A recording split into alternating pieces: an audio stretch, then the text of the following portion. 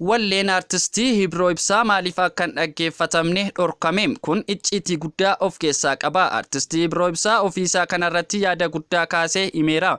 Gama biraan walleen kun maallaqaa hangamii akka fixes dubbateera.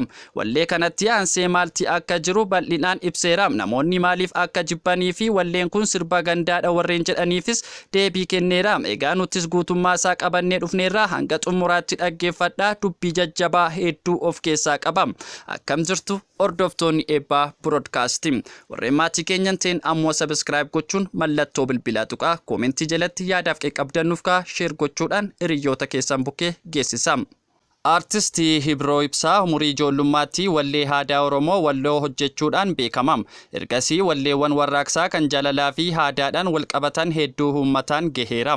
Tibban ammoo wallee qeenxee mata dureensaa Kaamolee jedhu gadhiisuun jaallattoota isaatiin baay'ee faarfamaa jira. Artistii Hibroo Ibsaa gaaffii fi deebii miidiyaa waliin taasiseen hanga kana ta'uu baatus walleen kun akka uummataan jaallatamu heegee akka ture ibse.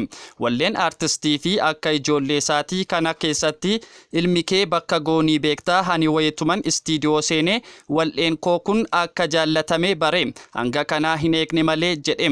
Yeroo dhiyoo has sirboonni afaan Oromoo yuutuubii fi miidiyaalee hawaasummaa adda addaa irratti bal'inaan qoodamaa jiru. Hedduun isaanii qulqullinaa fi qabiyyeedhaan waan wal dorgomaniif yeroo uummanni filannoo hedduu qabu kanatti waan fedhii jiru madaaluu dhiisuun dirqama jedha artistii Hibroo Ibsaa. Hojii aartii sadarkaa muuziqaan afaan Oromoo yeroo hammaa irra ga'e akkasumas waan uummataa biratti madaallii kaasuu dhiyeessuu fi humna maallaqaa fi yeroo sirriitti aarsaa gochuun barbaachisaadha jedha. Isa kanaaf baasii guddaa si baasisaa an wallee kanaa hojjedhee xumuruu fi maallaqaa miiliyoonaa 1.2 baaseera. Artistii Hibroon maallaqa guddaa baasee wallee uummataan fudhatama argatee hojjechuutti gammachuu akka qabu ibse. Waan bareedaa dalagnee yeroo uummanni haala kanaan nu simatu hojii dabalataaf nu kakaasaa hamilee nuuf ta'a jedhe.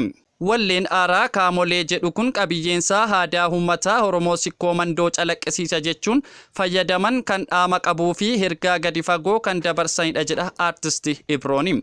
Walaloo barreessuu fi hayyotaa fi beektota adda addaa mariisisneerra dhimma uummataa dhimma guddaa waan ta'eef callifnee hin baasnu jedhe. Kaamoleen warreen isaanii buna wal waamaa ollaa firrin jechuun eegalam. Ofii Kaamoleen maali? Dubartiin gosa lama Kaamettii fi Boseettiidha. Kaamettiin kan waan hundaa guutuu intala warra ulfoo ulfinaa warra aadaa seenaa safuu hooda beekuu intala warra sanaati. Akka aadaa Arsiitti Kaamettiin sana gaafa maqaa masoo yookaan maqaa bareedaa waamuu barbaadde Kaamolee jettaani. Kanaaf faarsinee Boseettiin kan hanqina qabdu kan guutuu hin taane jechuun ibsa. Wallee haaraan artistii kana miidiyaa hawaasaa irratti baay'ee qoodameera. Keessumaa feesbuukii irratti namoota maqaa qabanii fi akka addunyaatti beekaman qoodameera. Namoota wallee kana feesbuukii isaanii irratti qoodan keessaa Dr. Warqinee Gabayyoo tokko. Artistii Hibroo Ibsaa walleensaa kun hoogganaa qoodamuutti guddaa akka gammadee ibsuun kunis bu'aa hojii isaa ta'uu hime. Uummanni kiyya hundi kanneen hojii kiyya jaallatan baay'ee galatooma. Namoota sadarkaa addunyaatti beekaman faatu hojii koo kana qoodanii. Kunis hojichi waan jaallatameef bu'aa ifaajjee kootii baay'ee galatooma.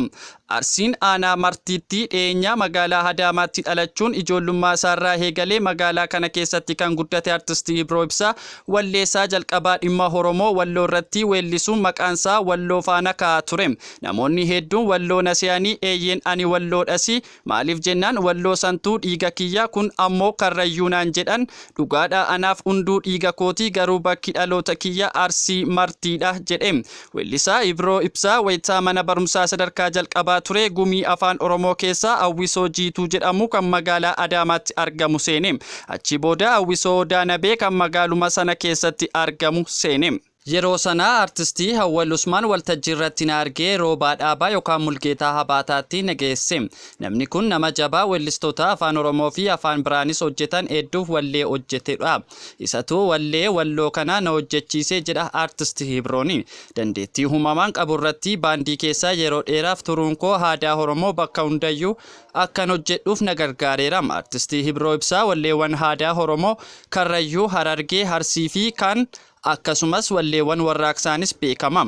Itoophiyaa keessatti weellistoonni sababa hojii isaanii keessattuu walleewwan warraaqsaa uummata kakaasan hojjetan qaamolee mootummaan wayitaa miidhaan garaagaraa irra ga'u jaarmiyaalee mirgaa namummaa gabaasaa turaniiru. Artistii Hibroo Ibsaa kana keessatti wallabaa miti. Keessattuu bara warraaqsaa uummata Itoophiyaa keessatti hammaate walleewwan siyaasaa weellisaa ture. Warraaqsaa uummataa sun jijjiiramaa mootummaa bara 2018 dhufeef sababa ta'eera. Weellisaan kun sababa wallee warraaqsaa quuqama uummataa lallabuu weellisee fi hidhamuu hanga biyyaa hari'amuutti ga'e akka ture ibse. Aartiin mataan isheeyyuu qormaata achi keessatti waan ati ofii filattee gootutu jira. Hangaafa sirba qabsootti seenuu namni ne hergates hin jiru. Uummanni kiyyaa miidhamee jennaan quuqama uummata kiyyaa hargeen fedhii kiyyaan seene jedha. Artistii Hibroon kolleejjii barsiisota Adaamaarraa akkuma eebbifameen sirba walloo akka hojjetee fi achirrattis walleewwan qabsootti akka seene ibse. Wayitaa baandii keessa turellee barnoota kiyya haddaan hin kunne mormii maaster pilaanii dura sirba qabsoo eegalee yeroo sana barattoota yuunivarsiitii qofaatu hiriira ba'aa ture. Wayitaa wallee kana dalaguu akka rakkoo narra ga'uu nan beeka. Yeroo sana afaan oromootiin walitti dubbachuun rakkoo ture. Keessattuu wallee mata dureen isaa Leenci Galmi Daggala jedhu akkuma baaseen hidhamee akka ture sanuu viidiyoodhaan dalagee ani waan sun akka rakkina narra ga'u nan beeka. Artistii Hibroon itti fufuun wallee warraaqsaa Oromiyaan tan Oromooti jedhu hojjete. Sana booda Dubaayitti konsertii muuziqaa hojjetee wayita deebi'uu doorsisnii fi hordofamuun itti ammaannan gara Masrii akka imale ibse. Ana dabalatee maqaan namoota 17 ta'anuu hangoota olaanoodhaan qabamee hordofamuu eegale. Achi booda dirqameen biyya jaalladhu keessaa ba'e. Artistiin kun Kaayiroo erga ture booda carraan gara biyya sadeeffaa Kanaadaa isa ga'ee ture. Inni garuu jijjiiramni siyaasaa Itoophiyaatti dhufu hordofee carraa sana dhiisee biyya isaa filatee akka gale ibse.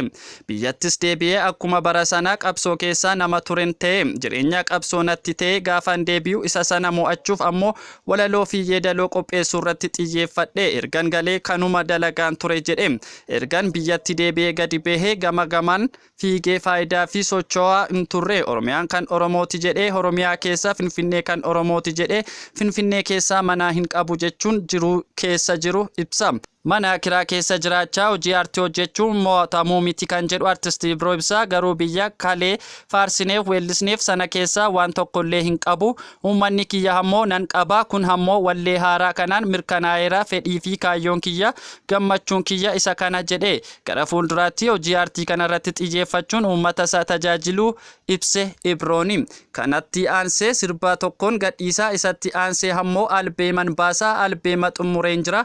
Walleewwan qabiyyee garaagaraa qaban kan godinaalee Oromiyaa bakka bu'an dalageen jira. Ani waggaa hanga kanaa ergan galee naannoo waggaa 5 kana qabeenya haaraan ture osoo hin taane aadaa kiyya barreessee guddisaa ture istiidiyoodhaan ba'ee hin beekum jedha artist Hibroo Ibsaa ture istiidiyoodhaan ba'ee hin beekum jedha.